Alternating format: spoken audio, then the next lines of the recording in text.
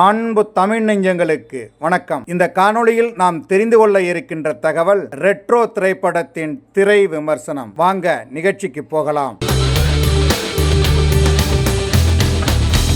சட்டவிரோத செயல்களை செய்யும் சோஜு சாஜால் வளர்க்கப்படும் தாய் தந்தை இல்லாத சூர்யா தனது காதலி பூஜா ஹெக்டேவுக்காக அடிதடியை கைவிட்டு அமைதியாக வாழ விரும்புகிறார். ஆனால் அதே காதலிக்காக தனது வளர்ப்பு அப்பாவின் கையை துண்டாக வெட்டுபவர் அவரது ஆட்களையும் கொலை செய்கிறார். இதனால் அவரிடமிருந்து பூஜா ஹெக்டே விலகிச் செல்ல சூர்யா சிறையில் தண்டனையை அனுபவிக்கிறார். பூஜா ஹெக்டே அந்தமானில் இருக்கும் தகவல் சூர்யாவுக்கு தெரிய வருகிறது. அவரை சமாதானப்படுத்தி அவர் விரும்பியது போல் அடிதடி இல்லாத அமைதியான புதிய வாழ்க்கையை தொடங்குவதற்காக அந்தமான் செல்லும் சூர்யா அங்கே மிகப்பெரிய பொறுப்பும் யுத்தமும் காத்து கொண்டிருக்கிறது. அதனால் சூர்யாவின் வாழ்க்கை என்னவானது என்பதை மாசாகவும் கிளாஸாகவும் சொல்வது ரெட்ரோ.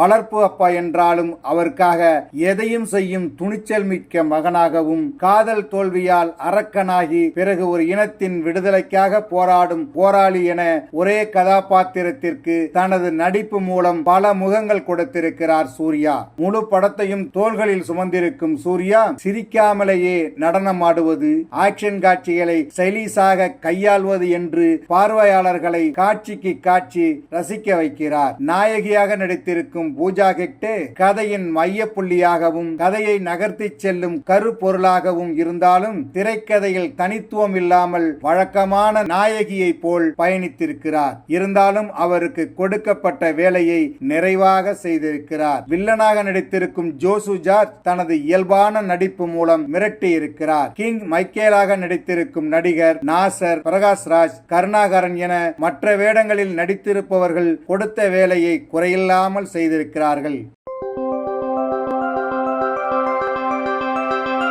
இசையமைப்பாளர் சந்தோஷ் நாராயணனின் இசையில் பாடல்கள் ஏற்கனவே மிகப்பெரிய ஹிட்டாகி இருந்தாலும் காட்சிகளுடன் பார்க்கும்போது கூடுதல் ஸ்பெஷலாக இருக்கிறது. பின்னணி இசை மற்றும் பிஜிஎம்கள் பார்வையாளர்களையும் ரெட்ரோ காலத்திற்கு அழைத்து செல்கிறது. ஒளிப்பதிவாளர் ஸ்ரேயஸ் கிருஷ்ணாவின் கேமரா சூர்யா, பூஜா ஹெக்டே உள்ளிட்ட அனைத்து நடிகர் நடிகைகளையும் ரெட்ரோ காலத்து மனிதர்களாக நேர்த்தியாக காட்சிப்படுத்தியிருப்பதோடு ஆக்ஷன் காட்சிகளையும் மிக ஸ்டைலிஷாக காட்சிப்படுத்தி அசத்தி இருக்கிறது. இரண்டு கதைகள் அதனுடன் வரும் மற்றொரு குட்டி கதையோடு படம் பயணித்திருந்தாலும் பார்வையாளர்கள் எந்தவித குழப்பமும் இன்றி படத்தை புரிந்து கொள்ளும்படி காட்சிகளை நேர்த்தியாக கோர்த்திருக்கிறார் படத்தொகுப்பாளர் ஷாபிக் முகமது அலி.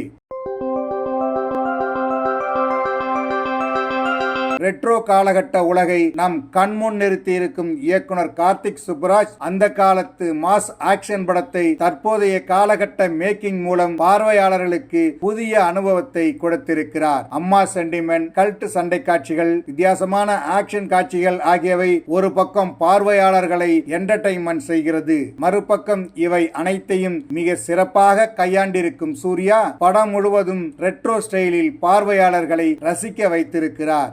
மொத்தத்தில் retro return of the Suriya. என்ன நேயர்களே, ரெட்ரோ திரைப்படத்தின் திரை விமர்சனத்தை தெரிந்து கொண்டீர்களா? சரி, தமிழ் வலைக்காட்சியை தொடர்ந்து பாருங்கள். தமிழ் வலைக்காட்சியை லைக் பண்ணுங்க, ஷேர் பண்ணுங்க, கமெண்ட் பண்ணுங்க. தமிழ் வலைக்காட்சியின் புதிய அப்டேட்டுகள் உடனுக்குடன் உங்களுக்கு தெரிய வர அருகில் உள்ள பெல் பட்டனை மறக்காமல் அமுக்குங்க. சப்ஸ்கிரைப் பண்ணுங்க. கலை இலக்கியம் யாவும் மக்களுக்கே.